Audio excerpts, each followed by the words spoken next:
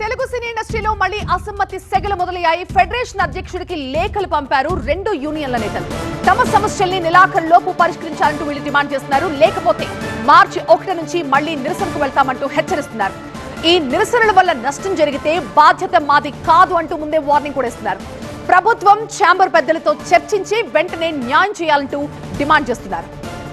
Telugu cine studios workers union, Telugu cine TV digital platforms production set assistants union కలిపి federation అధ్యక్షుడికి ఈ notice ఇచ్చాయి.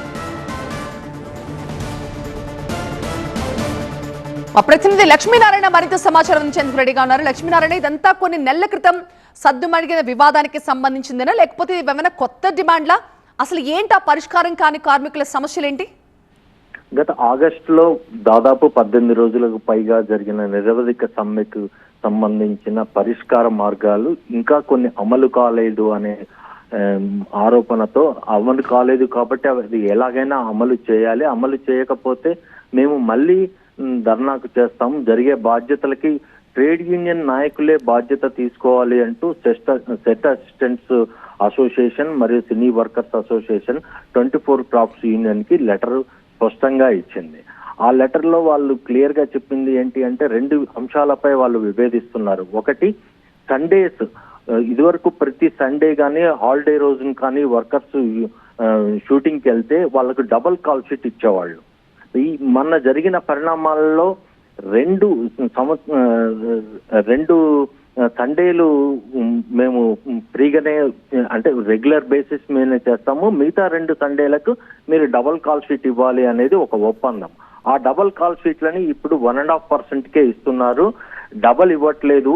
ఆ డబల్ వచ్చేలా మీరు ట్రేడ్ యూనియన్ నాయకులు దాన్ని పరిష్కరించాలి అనేది ప్రధాన డిమాండ్. రెండవ డిమాండ్ ఏంటంటే మొన్న జరిగిన వేతన ఒప్పందాలలో 9 to 9 కాల్ షీట్ కి 50% ఎక్స్ట్రా ఇస్తా అన్నారు.